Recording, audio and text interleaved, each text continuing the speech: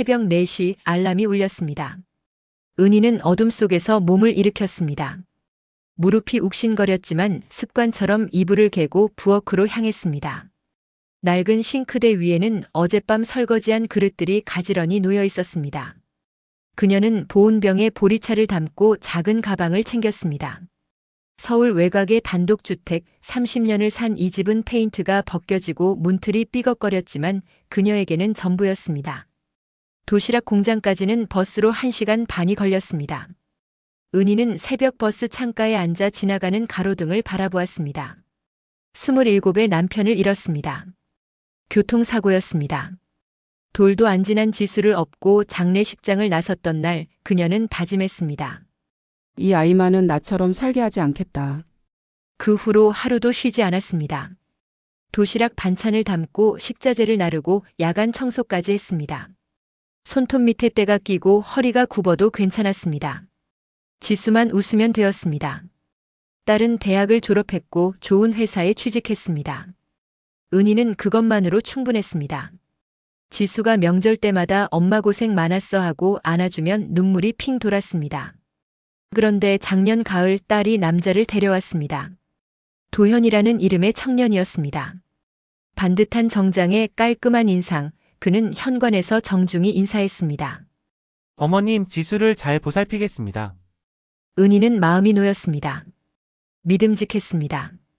그리고 석 달 전 지수가 웨딩홀 견적서를 들고 왔습니다. 엄마, 나도 친구들처럼 제대로 결혼식 하고 싶어. 이건 딸의 꿈이야. 견적서에는 숫자가 빽빽했습니다. 웨딩홀 대관료, 드레스, 메이크업, 스튜디오 촬영, 예물, 허니문 합계는 2억 8천만 원이었습니다. 은희는 종이를 든 손이 떨렸습니다. 평생 모은 돈이 3억이 조금 넘었습니다. 노후 자금이었고 혹시 모를 병원비였습니다. 엄마, 친구들은 다 이 정도로 해. 나만 초라하게 할 거야? 지수의 목소리에는 서운함이 묻어났습니다. 옆에 앉은 도현이 공손하게 웃으며 말했습니다. 어머님이 계셔서 든든하네요. 저희 부모님도 많이 도와주시기로 하셨어요. 그 말은 은희에게 책임처럼 다가왔습니다. 딸의 행복한 결혼식, 그것을 외면할 수 없었습니다. 알았어, 엄마가 준비해 줄게. 은희는 고개를 끄덕였습니다. 지수는 환하게 웃으며 그녀를 껴안았습니다. 역시 우리 엄마가 최고야. 도현도 깎듯이 인사했습니다. 하지만 그날 밤 은희는 통장을 펼쳐보며 한숨을 쉬었습니다. 숫자가 무겁게 느껴졌습니다. 그 후로 요구는 늘어났습니다. 엄마, 신혼집 보증금 좀 보태줄 수 있어? 도현이네도 반반 내기로 했어. 엄마, 혼수 장만하려면 카드 한도 좀 올려줘야 할 것 같아. 엄마, 예식장에서 추가 옵션 넣으라는데 이것도 필수래. 지수는 매번 환하게 웃으며 부탁했습니다. 은희는 거절할 수 없었습니다. 딸의 미소가 자신의 존재 이유였으니까요. 카드를 내주고 통장을 넘기고 도장을 찍었습니다. 그럴 때마다 지수는 엄마가 제일 좋아하고 볼에 뽀뽀했습니다. 그 순간만큼은 모든 게 괜찮았습니다. 하지만 가슴 한쪽이 불편했습니다. 은희는 공장 휴게실에서 동료들의 이야기를 들었습니다. 내 딸은 자기 돈으로 다 했어. 요즘 애들은 부모한테 손 안 벌리더라. 그 말들이 귓가에 맴돌았습니다. 지수는 다른 걸까요? 아니면 자신이 너무 예민한 걸까요? 은희는 죄책감과 사랑 사이에서 흔들렸습니다. 딸을 의심하는 자신이 나쁜 엄마처럼 느껴졌습니다. 어느 날 저녁 은희는 지수의 방문 앞을 지나갔습니다. 도현아, 엄마 통장 잔고 확인했어. 아직 2억 정도 남았대. 완벽하네. 결혼하고 나면 명예 이전도 해놔야지.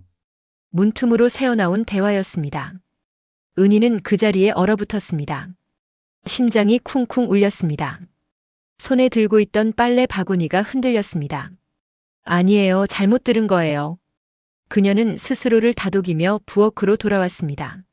하지만 그날 밤 잠이 오지 않았습니다. 창밖으로 달빛이 스며들었습니다. 은희는 침대에 누워 천장을 바라보았습니다.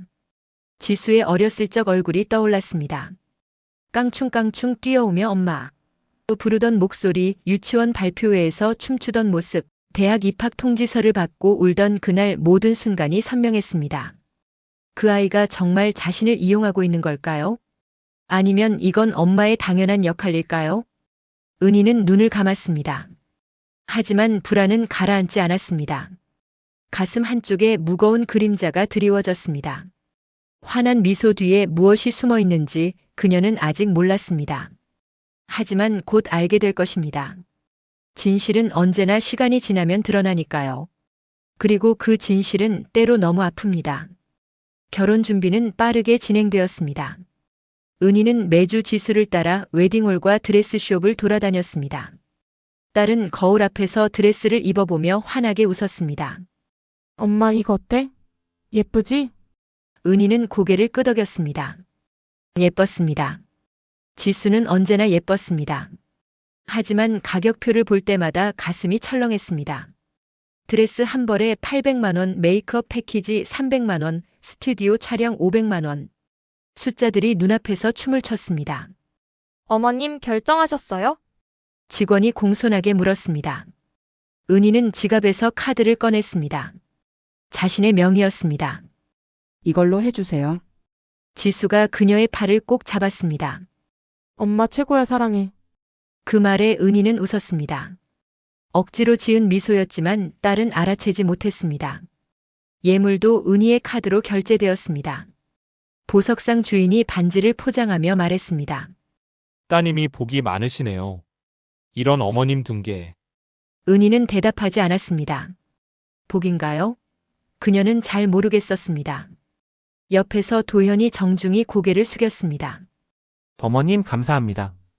그의 목소리는 언제나 부드러웠습니다.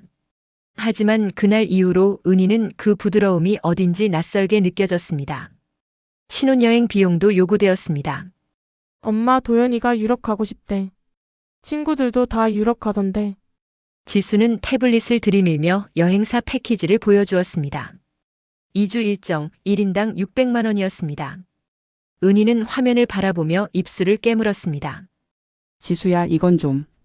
엄마 나 결혼 한 번만 하잖아. 이것도 안 해줄 거야? 딸의 목소리에 서운함이 섞였습니다. 은희는 결국 고개를 끄덕였습니다. 알았어, 엄마가 알아볼게. 통장 잔고는 빠르게 줄어들었습니다. 은희는 밤마다 통장을 펼쳐보았습니다. 3억이 넘던 숫자가 어느새 2억 초반으로 떨어져 있었습니다. 손가락으로 숫자를 따라가며 그녀는 한숨을 쉬었습니다. 이렇게 빨리 줄어들 줄 몰랐습니다. 노후 자금이었습니다. 혹시 아프면 쓰려던 돈이었습니다. 하지만 딸의 행복 앞에서 그런 계산은 이기적으로 느껴졌습니다. 그러던 어느 토요일 오후였습니다. 은희는 거실에서 설거지를 하고 있었습니다. 지수는 소파에 앉아 휴대폰을 보다가 화장실로 들어갔습니다. 그런데 휴대폰을 거실 테이블 위에 두고 갔습니다. 은희는 물기를 닦으며 거실로 나왔습니다. 그때 휴대폰 화면이 켜지며 메시지 알림이 떴습니다. 발신자는 도현이었습니다. 은희는 무심코 화면을 보았습니다. 잠금이 풀려 있었습니다. 메시지 내용이 그대로 보였습니다. 이제 집만 정리하면 끝이야. 그 노인네는 생각보다 순진하더라. 시간이 멈췄습니다. 은희는 휴대폰을 든 채 얼어붙었습니다. 심장이 귀에서 쿵쾅거렸습니다. 손이 떨렸습니다. 그 노인네 자신을 지칭하는 말이었습니다. 순진하더라. 이용당하고 있다는 뜻이었습니다. 집만 정리하면. 무슨 의미일까요? 은희는 휴대폰을 테이블에 내려놓았습니다. 다리에 힘이 풀렸습니다. 화장실 문이 열리는 소리가 들렸습니다. 엄마 뭐해? 지수가 나오며 물었습니다. 은희는 재빨리 고개를 돌렸습니다. 아무것도 아니야. 설거지하고 있었어. 목소리가 떨렸지만 지수는 눈치채지 못했습니다. 딸은 휴대폰을 집어들고 다시 소파에 앉았습니다. 화면을 보다가 미소 지었습니다. 무언가 답장을 보내는 것 같았습니다. 은희는 그 모습을 바라보며 가슴이 무너지는 걸 느꼈습니다. 저녁 식사 시간이 고통스러웠습니다. 은희는 밥을 차려놓고 지수와 마주 앉았습니다. 도현도 함께였습니다. 어머님, 오늘 반찬 정말 맛있네요. 도현이 웃으며 말했습니다. 은희는 대답 대신 고개만 끄덕였습니다. 지수가 물었습니다. 엄마 왜 그래? 어디 아파? 아니야, 괜찮아. 은희는 숟가락을 들었지만 밥이 넘어가지 않았습니다. 목구멍에 뭔가 걸린 것 같았습니다. 그날 밤 은희는 혼자 방에 앉아 있었습니다. 불을 켜지 않았습니다. 어둠 속에서 그녀는 무릎을 끌어안았습니다. 눈물이 흘러내렸습니다. 소리 없이 울었습니다. 30년 모든 걸 바쳐 키운 딸이었습니다. 새벽부터 밤까지 일했습니다. 손이 부르트고 허리가 휘어도 참았습니다.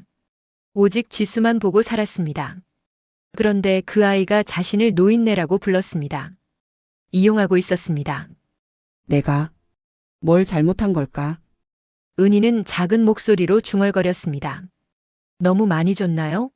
너무 쉽게 허락했나요? 아니면 사랑이 잘못된 방식이었나요? 그녀는 알 수 없었습니다. 가슴이 무너져 내렸습니다. 믿었던 것들이 한순간에 흔들렸습니다. 하지만 울음이 그치자 다른 감정이 올라왔습니다. 분노였습니다. 아니, 분노보다는 차가운 각성이었습니다. 은희는 눈물을 닦았습니다. 떨리던 손이 천천히 멈췄습니다. 가슴 속에 무언가 단단하게 굳어지는 걸 느꼈습니다. 더 이상 당하고만 있을 수 없었습니다. 확인해야 했습니다. 진실을 알아야 했습니다.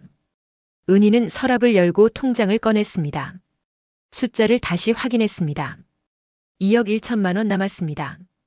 그리고 지수 명의로 이미 이체된 금액들도 있었습니다. 신혼집 보증금 명목으로 5천만 원, 예식 비용으로 3천만 원. 은희는 종이에 하나씩 적어 내려갔습니다. 계산이 명확해지자 정신이 또렷해졌습니다.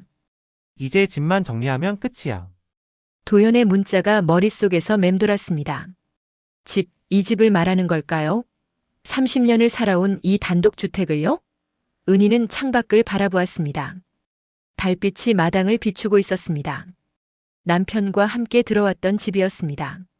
지수를 키운 집이었습니다. 모든 추억이 담긴 공간이었습니다. 은희는 천천히 일어났습니다. 더 이상 울지 않았습니다.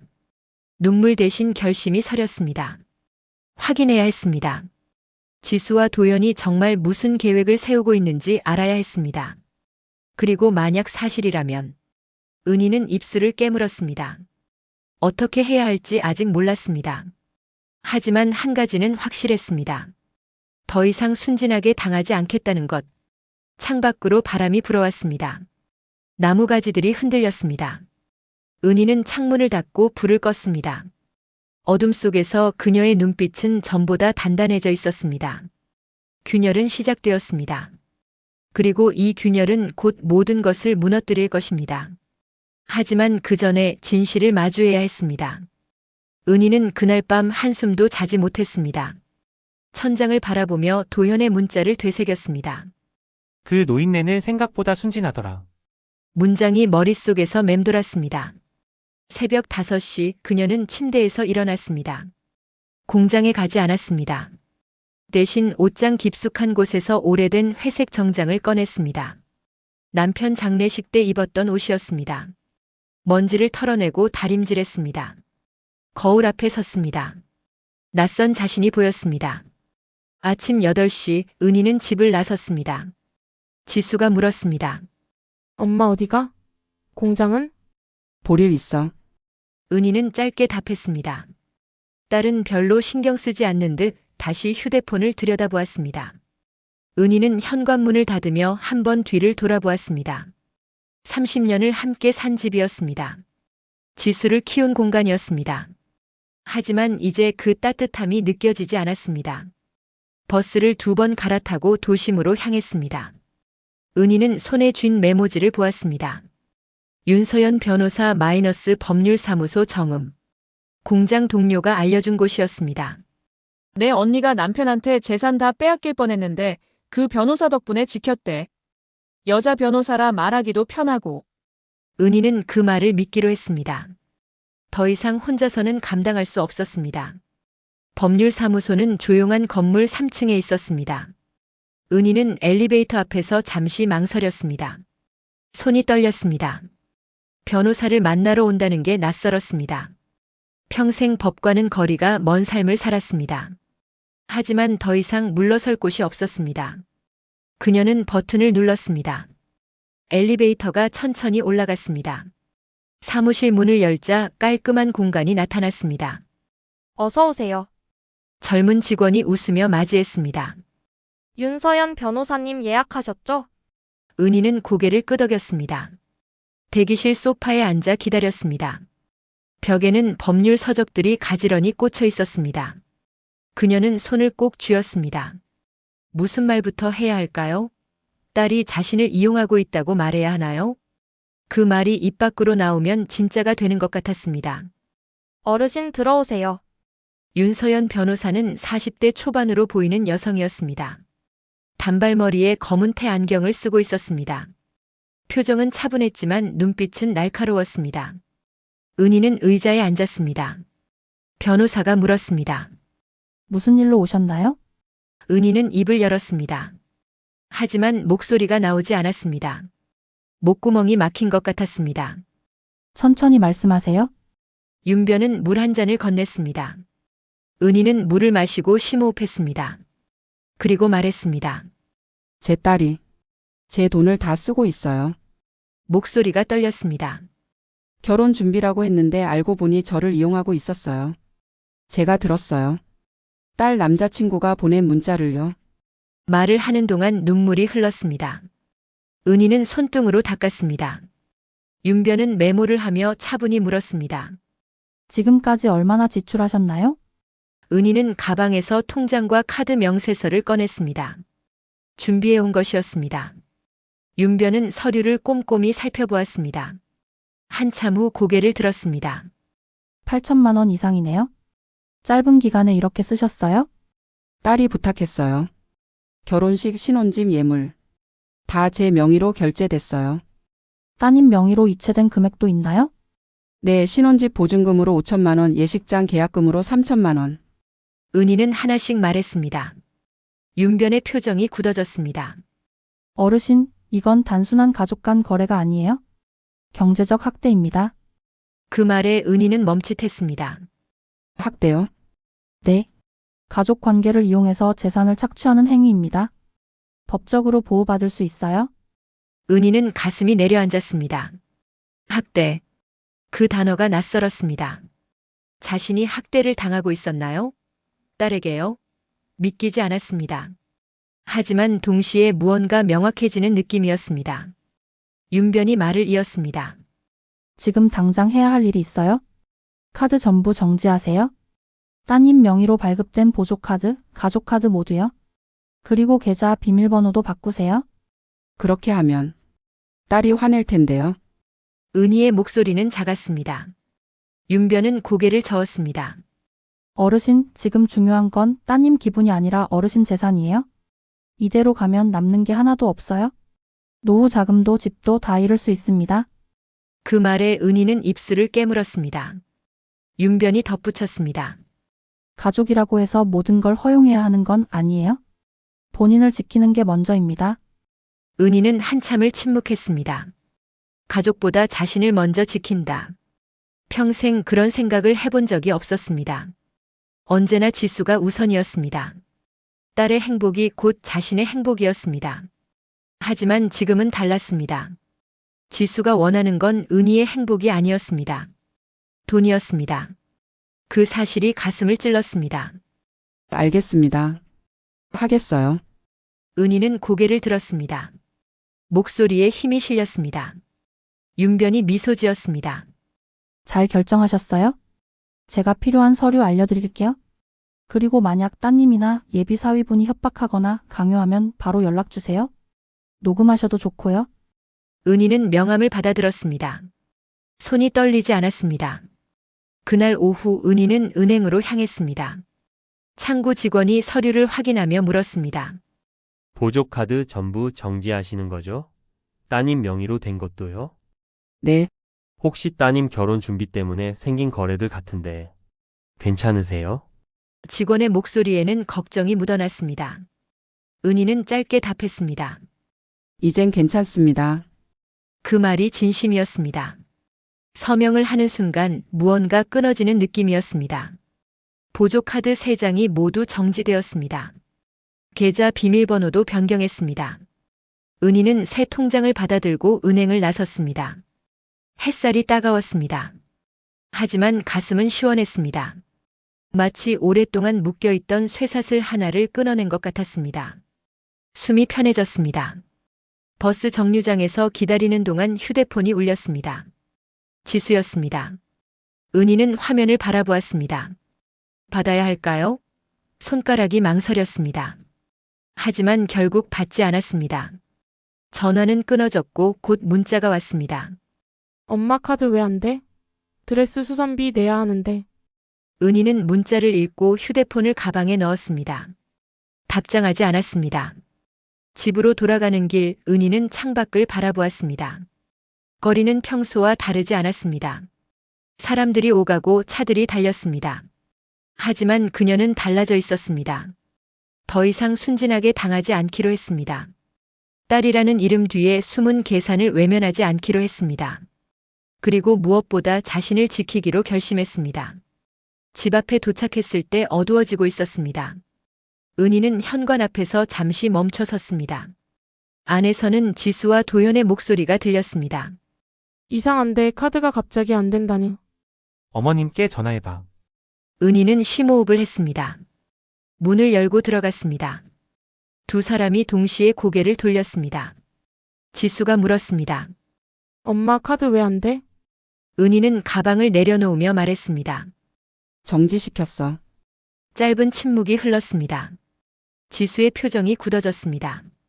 도현도 미소를 거두었습니다.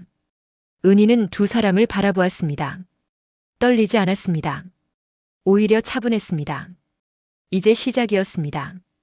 진짜 싸움은 지금부터였습니다. 하지만 은희는 더 이상 두렵지 않았습니다. 사흘이 지났습니다. 은희는 평소처럼 새벽에 일어나 공장으로 갔습니다. 지수는 말을 걸지 않았습니다. 도현도 집에 오지 않았습니다. 집안은 냉랭했습니다. 하지만 은희는 흔들리지 않았습니다. 윤변의 말을 되새겼습니다. 어르신이 잘못한 게 아니에요? 본인을 지키는 게 먼저입니다. 그 말이 마음을 단단하게 해주었습니다. 목요일 저녁 현관문이 거칠게 열렸습니다. 은희는 부엌에서 설거지를 하고 있었습니다. 지수와 도연이 함께 들어왔습니다. 두 사람의 표정이 평소와 달랐습니다. 지수는 입술을 깨물고 있었고 도연은 턱을 치켜 세우고 있었습니다. 은희는 수건으로 손을 닦으며 거실로 나왔습니다. 왔니? 그녀의 목소리는 담담했습니다. 엄마 왜 카드 막았어? 지수가 먼저 입을 열었습니다. 목소리에 화가 섞여 있었습니다. 드레스 수선비도 못 냈어. 예식장에서 전화 왔어. 추가 금액 안 내면 계약 취소된대. 은희는 소파에 앉으며 대답했습니다. 그건 내가 해결해야 할 일이야. 뭐? 지수의 목소리가 높아졌습니다. 엄마가 해주기로 했잖아. 내가 언제 그랬니? 은희는 차분하게 물었습니다. 지수는 말문이 막혔습니다. 도현이 끼어들었습니다. 어머님 이미 계약한 것들이 있어요. 계약금도 냈고요. 이대로 취소되면 우리만 손해예요. 그의 목소리는 억눌린 분노로 떨리고 있었습니다. 어머님께서 책임지셔야죠. 책임이라고 했니? 은희는 도현을 똑바로 바라보았습니다. 내가 왜 책임을 져야 하지?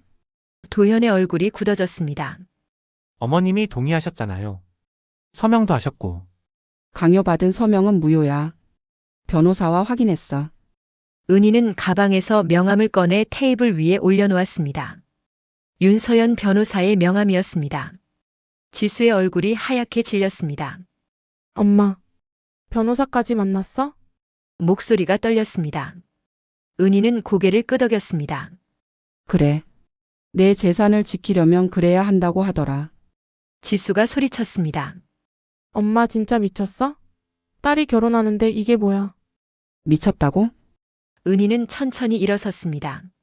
그래, 이제야 제대로 미쳤다. 너희한테 휘둘리지 않는 걸로. 도현이 한 발짝 다가섰습니다. 박 여사님, 이건 법적 문제가 될 수 있어요. 그의 목소리는 낮고 위협적이었습니다.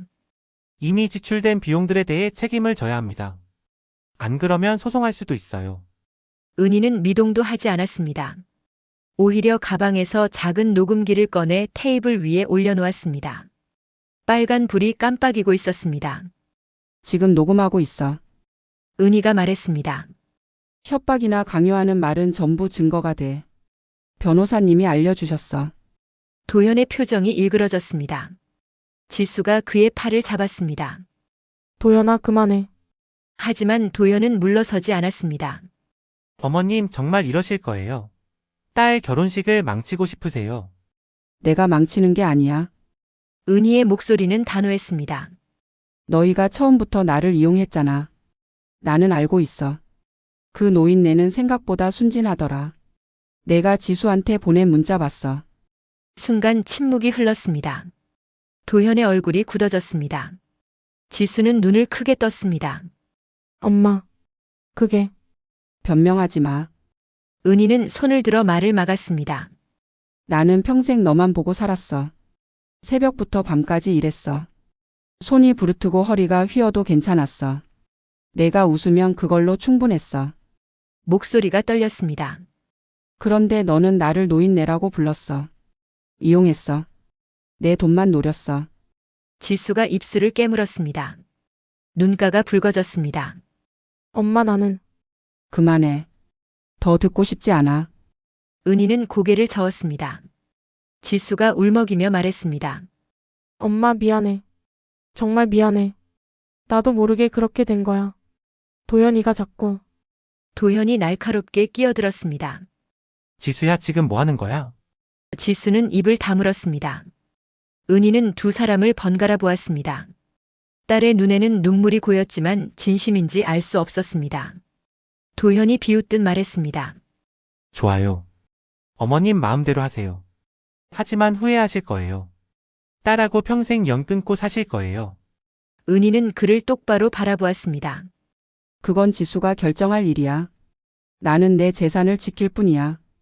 도현은 코웃음을 쳤습니다. 이 집도 어차피 지수 거 될 거 아니에요. 그건 내가 정해.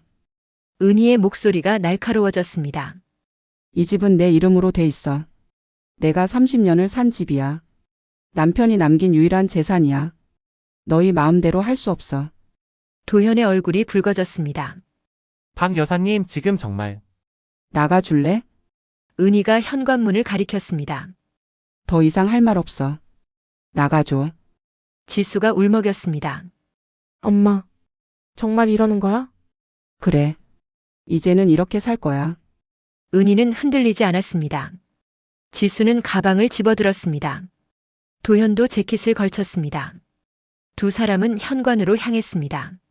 문을 열기 전 지수가 뒤돌아보았습니다. 엄마, 후회할 거야. 그 말은 위협처럼 들렸습니다. 문이 쾅 소리를 내며 닫혔습니다. 은희는 그 자리에 서 있었습니다. 심장이 뛰었습니다. 다리가 후들거렸습니다. 하지만 무너지지 않았습니다. 천천히 문고리를 돌려 잠갔습니다. 체인까지 걸었습니다. 그리고 등을 문에 기댄 채 천천히 주저앉았습니다. 눈물이 흘렀습니다. 하지만 후회는 없었습니다.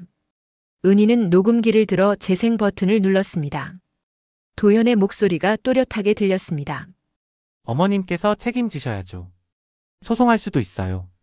이 집도 어차피 지수 거 될 거 아니에요. 모두 녹음되어 있었습니다. 윤변이 말했습니다.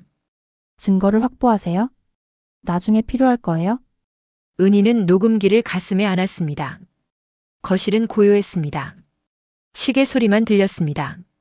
그녀는 창밖을 바라보았습니다. 밤하늘에 별이 보였습니다. 남편이 살아있었다면 뭐라고 했을까요? 당신 내가 잘하고 있는 거 맞지? 은희는 작은 목소리로 중얼거렸습니다. 대답은 없었습니다. 하지만 가슴 속에서 무언가 따뜻한 게 올라왔습니다. 휴대폰이 울렸습니다. 윤변이었습니다. 어르신 괜찮으세요? 오늘 두 사람 만나기로 하셨죠? 은희는 전화를 받았습니다. 네, 다녀갔어요. 어떻게 됐어요? 다 녹음했어요. 협박하고 강요하는 말 전부요. 윤변의 목소리에 안도가 섞였습니다. 잘하셨어요? 그 파일 제게 보내주세요. 증거로 남겨둘게요. 변호사님, 제가 잘하고 있는 거 맞죠? 은희가 물었습니다. 윤변은 잠시 침묵하다가 답했습니다. 어르신은 정말 잘하고 계세요? 본인을 지키는 건 이기적인 게 아니에요? 당연한 권리예요? 그 말에 은희는 눈물을 닦았습니다. 감사해요. 천천히 쉬세요. 내일 사무실로 오실 수 있으세요? 다음 단계를 상의해야 해요. 전화를 끊고 은희는 소파에 앉았습니다. 집은 여전히 조용했습니다. 하지만 더 이상 외롭지 않았습니다. 그녀는 일어나 부엌으로 갔습니다. 찬장을 열고 컵라면을 꺼냈습니다. 물을 끓이고 라면을 부었습니다. 김이 모락모락 올라왔습니다. 혼자 먹는 저녁이었지만 마음은 편안했습니다. 창밖으로 바람이 불었습니다.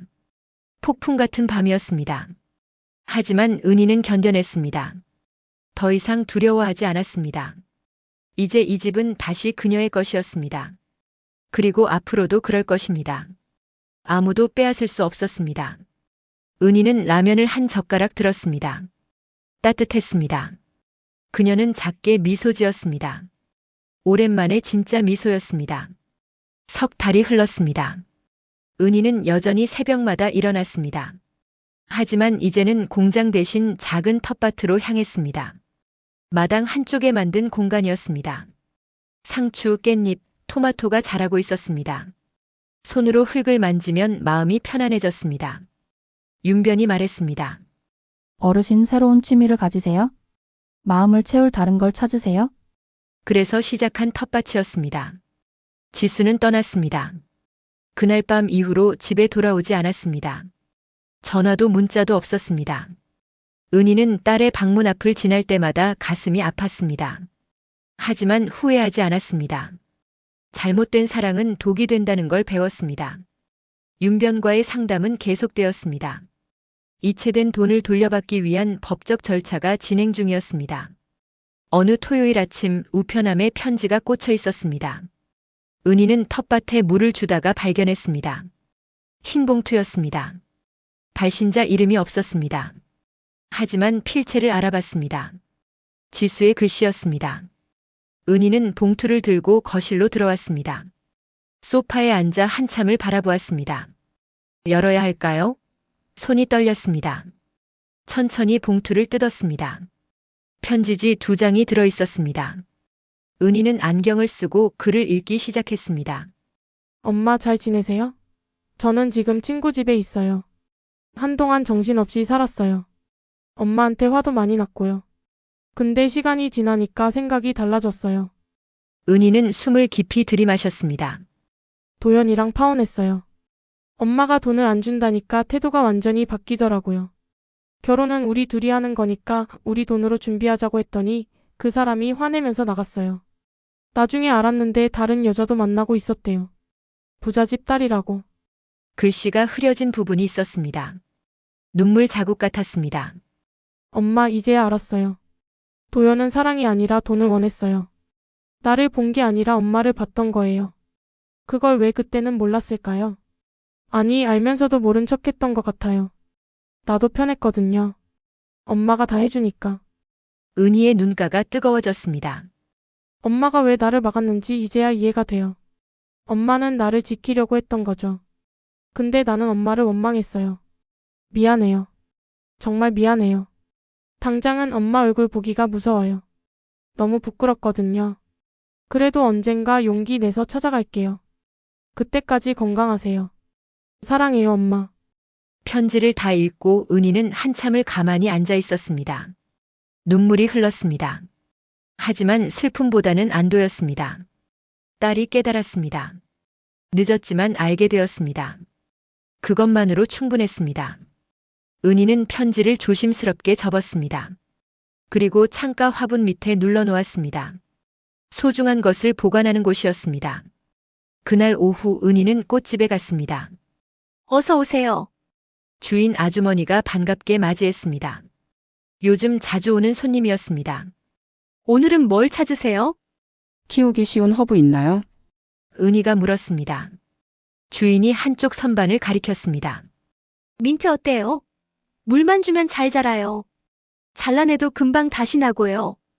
잘라내도 다시 자란다고요? 네, 생명력이 강해요.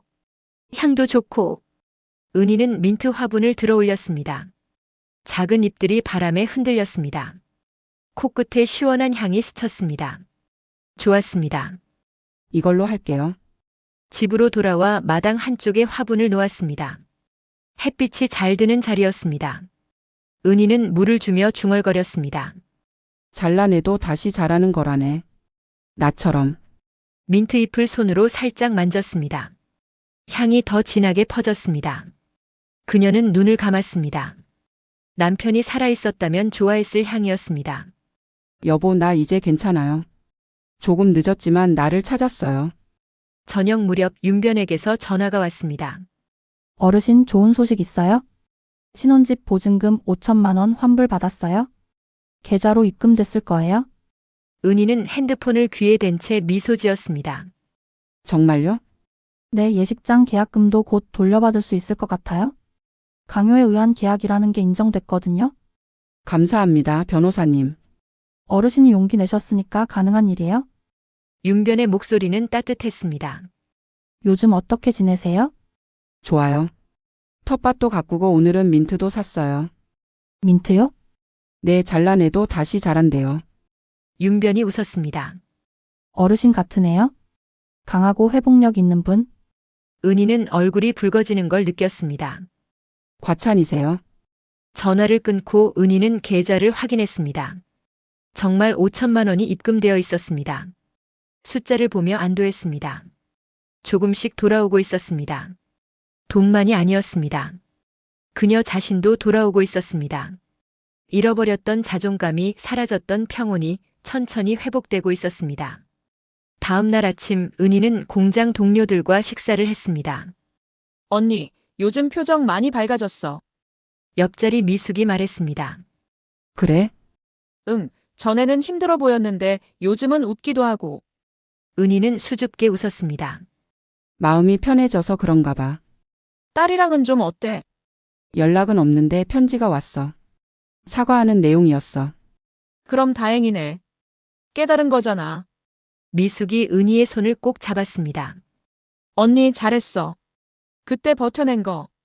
은희는 고개를 끄덕였습니다. 정말 잘한 걸까요? 아직도 확신이 서지 않을 때가 있었습니다. 하지만 후회는 없었습니다. 자신을 지킨 건 옳은 일이었습니다. 일주일 후 은희는 마당에서 민트를 수확했습니다. 잎이 무성하게 자랐습니다. 가위로 조심스럽게 잘라냈습니다. 손에 향이 가득했습니다. 부엌으로 가져와 씻었습니다. 그리고 찻주전자에 넣고 뜨거운 물을 부었습니다. 민트차였습니다. 김이 모락모락 올라왔습니다. 향이 집 안가득 퍼졌습니다. 은희는 차를 한 모금 마셨습니다. 시원하고 상쾌했습니다. 창밖을 바라보았습니다. 가을 하늘이 높고 맑았습니다. 바람이 불어왔습니다. 민트 화분의 잎들이 흔들렸습니다. 잘라낸 자리에서 이미 새 잎이 돋아나고 있었습니다. 생명력이 강했습니다. 은희는 작게 미소 지었습니다. 나도 다시 자랄 거야.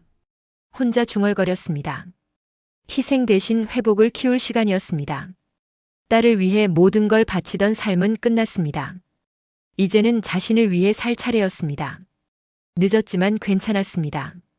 아직 시간은 있었습니다. 저녁 무렵 은희는 편지를 다시 꺼내 읽었습니다. 언젠가 용기 내서 찾아갈게요. 지수의 말이 마음에 남았습니다. 은희는 편지를 접어넣으며 생각했습니다. 기다리겠습니다. 딸이 올 때까지요. 하지만 그 전까지는 자신의 삶을 살겠습니다. 누구를 위한 삶이 아닌 은희 자신을 위한 삶을요. 창문을 열었습니다. 바람이 들어왔습니다. 민트 향이 바람에 섞여 들어왔습니다. 그 향은 자유의 냄새였습니다. 평온의 냄새였습니다. 은희는 눈을 감고 깊이 숨을 들이마셨습니다. 가슴이 편안했습니다. 더 이상 무언가에 짓눌리지 않았습니다. 민트는 계속 자랄 것입니다. 잘라내도 꺾어도 다시 돋아날 것입니다. 은희도 그럴 것입니다. 상처는 남았지만 회복하고 있었습니다. 천천히 하지만 확실하게요. 그리고 언젠가 딸이 돌아오면 그때는 더 단단해진 모습으로 맞이할 것입니다. 해가 저물었습니다. 은희는 민트차 잔을 비우고 부엌으로 갔습니다. 저녁을 준비했습니다. 혼자 먹는 밥이었지만 외롭지 않았습니다. 오히려 평화로웠습니다. 텔레비전을 켜지 않았습니다. 고요함이 좋았습니다. 창밖에서 벌레 소리가 들렸습니다. 가을의 소리였습니다.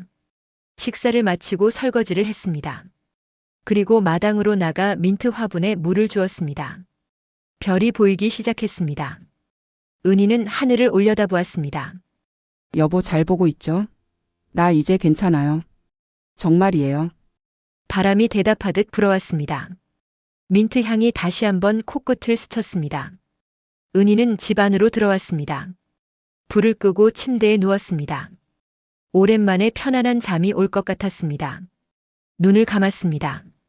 민트 향이 희미하게 느껴졌습니다. 그 향기 속에서 은희는 조용히 잠들었습니다. 내일도 해는 뜰 것입니다. 그리고 은희는 다시 일어날 것입니다. 민트를 돌보고 텃밭을 가꾸고 자신의 하루를 살아갈 것입니다.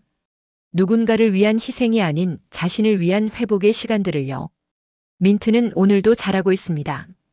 잘라내도 다시 돋아나는 강한 생명력으로요. 은희도 그렇습니다. 상처받았지만 회복하고 있습니다. 그리고 그것으로 충분합니다. 바람에 실려오는 민트의 향기. 그것은 새로운 시작의 냄새였습니다.